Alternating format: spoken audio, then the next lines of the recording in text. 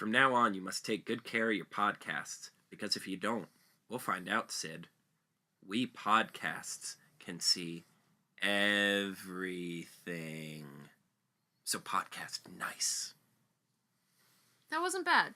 Yeah. That was one of your better ones. Really?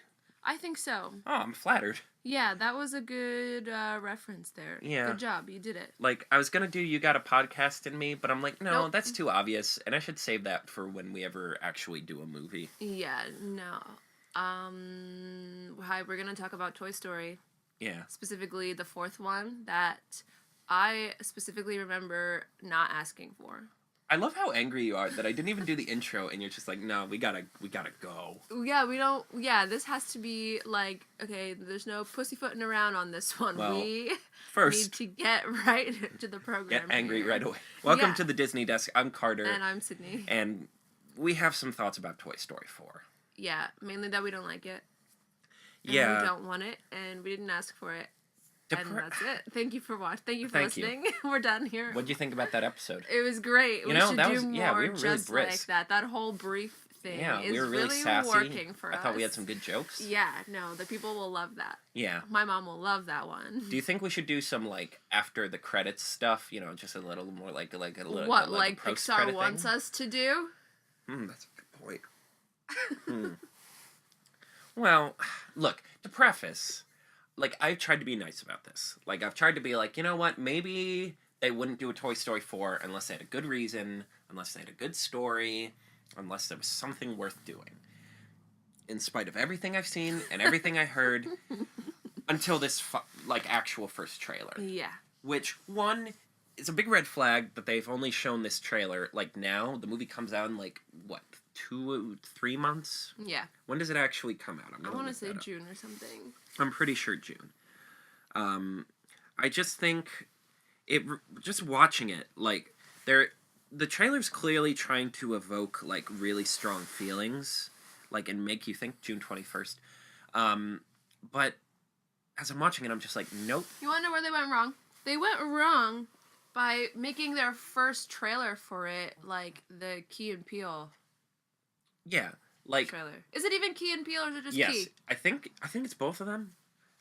I think they're a package deal. Yeah, at least if they were going to do this. As far as comedy, it's a package deal. Unless you ask for horror, then it's just Peele. Yeah, I don't know if he has any interest in comedy. Maybe I would watch this if it were a Jordan Peele horror film. Yeah, like I could get behind if this was in a shared universe with Us. Yeah, like if toys and if Us was secretly the stealth sequel to Toy Story, and then this is like the next part of that chapter. Yeah, that'd be fine. I wish, but yeah. So they show that, which is just like, wow, okay. That undermines everything that I feel like this company does. Do you know what I mean? Because I feel like Disney does not put out ads like this.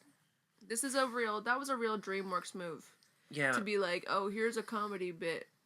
Which, yeah, I mean... Come see the movie. It really does feel dated. They haven't done that since the first Frozen, where the first couple trailers were just, like, the deer and the snowman playing around.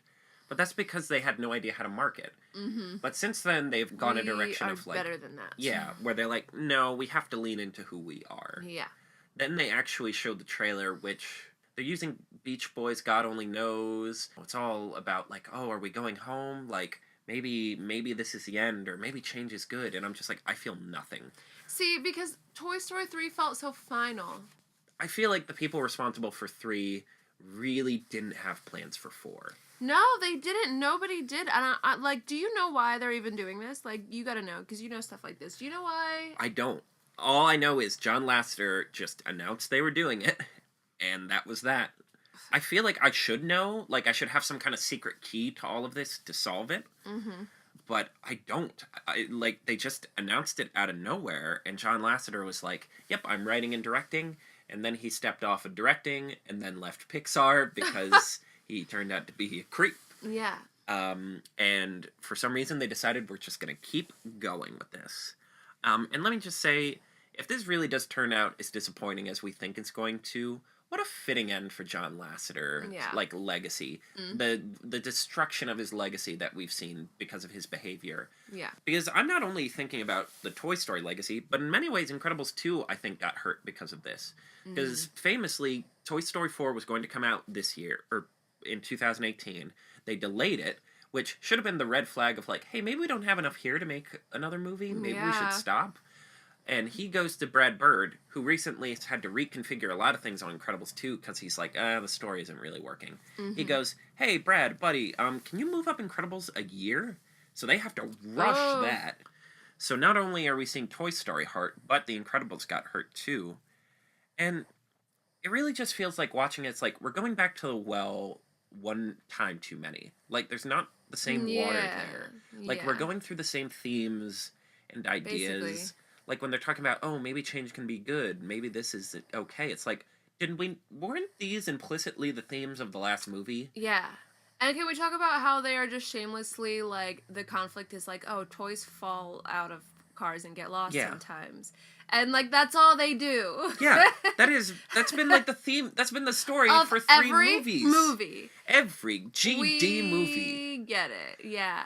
Yeah, they're not adding anything new, they're just retreading the same theme. Yeah, right. That toys get lost. Children lose toys. It happens. Yeah. And that was fine for movies 1, 2, and 3, especially when we thought that was going to be the end of it. Yeah. But they have thrown us emotionally through now another 4th movie where it's just the same idea. Yeah, because, like, the 3rd one followed that theme to its logical endpoint. Someone described the Toy Story movies kind of about being mortality because Buzz Lightyear has to grapple with the idea that he's a toy and not actually a hero, while Woody has to come to terms with the fact that his relationship with Andy and implicitly his life as he knows it has a shelf life. Yeah. Where it's like, at some point he's going to grow up and life as you know it ends.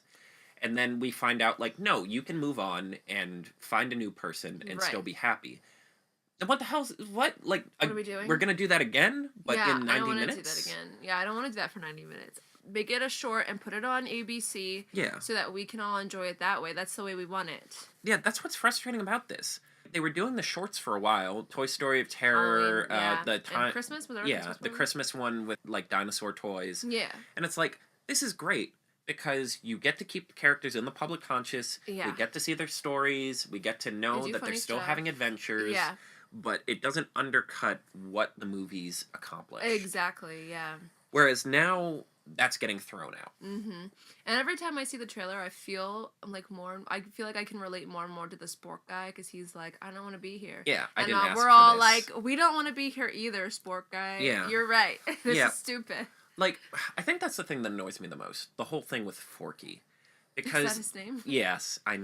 Well, I mean, it was made by kids, so let's, it's fine. So it should be Forky. So, the gimmick with Forky is that he is a spork who has been given googly eyes and, like, little hands and popsicle stick legs, and because Bonnie plays with him as a toy, he becomes sentient and becomes a toy. Wow. Which, we've known about this for a while, because he was in the first trailer, and that was my immediate, like, oh no. Yeah. Because they're trying to explain the rules of this universe. Yeah. They're trying to explain, like, why certain things are considered toys while others aren't. Mm-hmm. I think that also ties into Bo Peep, because technically she's a lamp. Her base... She is? Yeah, because in the first movie... I didn't know that. Her base, with her and her sheep, are on a lamp. And then she gets off the lamp whenever she wants to move around. And people are like, that's kind of weird. Why did I never know that? I didn't notice it until they brought it up, which is case in point of, like, they're overthinking it now. Oh my god. They feel the need to explain how the magical realism of this movie works, and I'm like, why? It's a fantasy story. It's basically a fairy tale in modern times. You don't need to explain the rules. Have you seen on Twitter all of the people that have found, like, images of, like, a little boy playing with Woody, and everyone seems to be confused or think that they just gave Andy a facelift, and I'm like, no, Andy went to college. This is another child. Right? Yeah.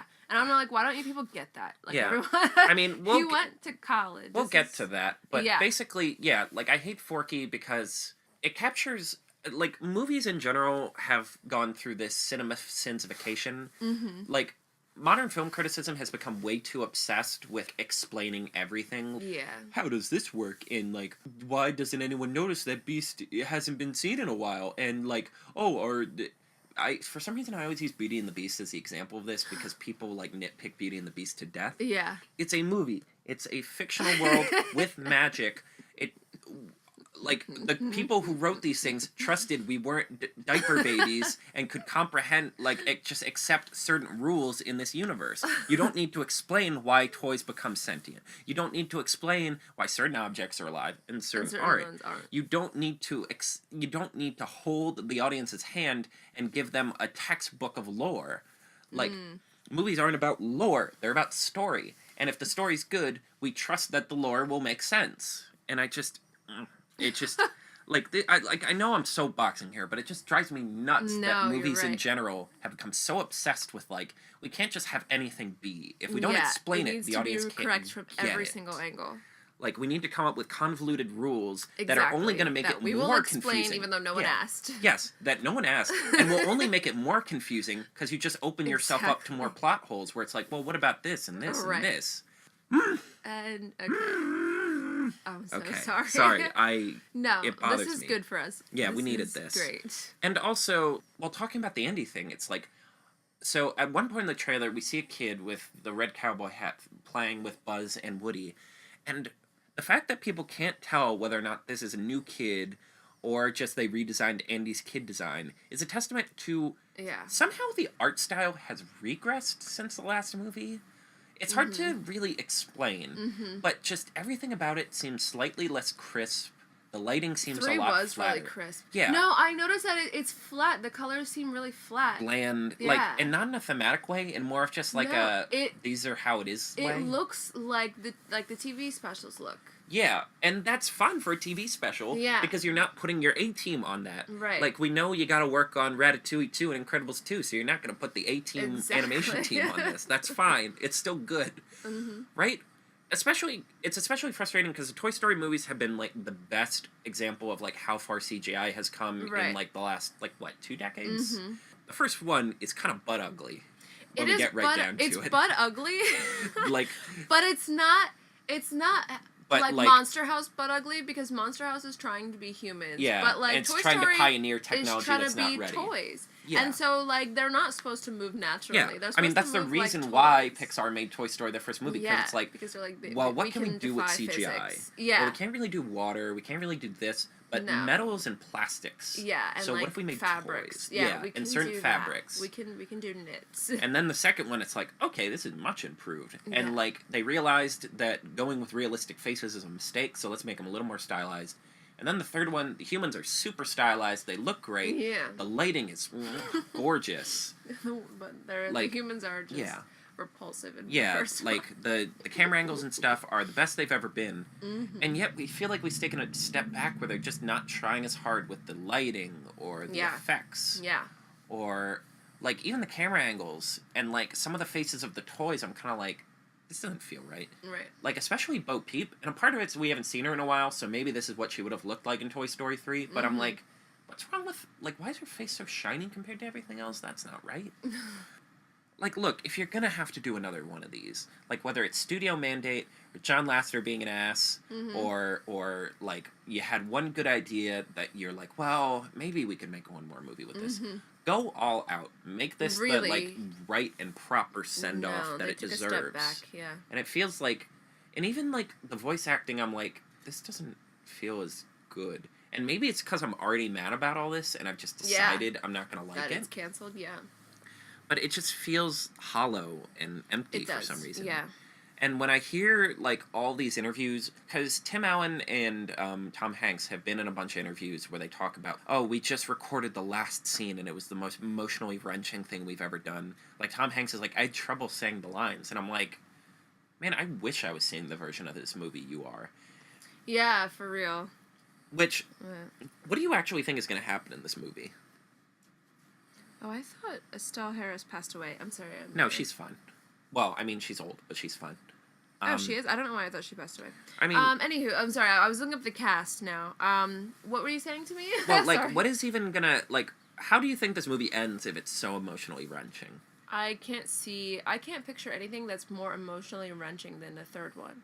Do you know what I mean? Right. So, what else could happen to these toys except for being, melted? Well, and like your owner goes to college. Like what? Because like you remember they were just ready to die. Yeah. Like they basically did die and were resurrected. That basically. is that like there's nothing more that has to be the most wrenching. I think that's the most gut-wrenching thing that Disney's ever done, is that like their plan was to just die. It's gonna we can't beat this. That's gonna melt us. We are in like a landfill essentially right now, and we're about to be melted down. And they're like, "What's the plan, Woody?" And he's like, "Well, here we go. We're just gonna take it." Yeah, we don't have one anymore. Yeah, and that was like, wow. So like, what? I can't think of anything. Yeah, and even when they don't get melted, it still feels the same when they just accept, you know what? No, we can't keep Andy, and we're going to have to accept that our lives are different now. Yeah. The only thing, I have a feeling what they're going to do is they're going to permanently separate one of the toys from the rest of the... Like, they're going to separate the friendship, and I'm kind of like, is that really the final impact you want? Like, I just don't think that's going to work. No, it won't. I know the relationship between Buzz and Woody is the heart of the movie, but, like, at the same time, it pales in comparison to the relationship with Woody and the kid, whoever the kid is, because that's always been what this is about. Right, Like, Woody's neuroticness and, like, all these trials and tribulations he goes through is because he wants to make sure his kid is happy. Right. That's the only reason they essentially, like, elect him as like, the leader, their president. because he's good at this, and he cares about it. Right. So, like, if Buzz and Woody got separated, I'd kind of just be like, well, that's okay, and also, didn't you do this in Wreck-It Ralph, too, already? And all the movies? And a lot of movies? Yeah. And in Toy Story 2? Yeah. And Toy Story 2 So there you go. Like, come to think of it, I think that might be my favorite scene. My favorite scene in any Toy Story movie is when they're Buzz finally reunites with Woody in the, like, that apartment place where they're all at with all the merchandise. Oh, and he, like, tells him off, and Buzz is leaving. And on the TV, they show a scene from Woody's Roundhouse or whatever it was called. Woody's Roundup. And then he starts playing guitar and singing "You Got a Friend in Me," and I'm just like, no.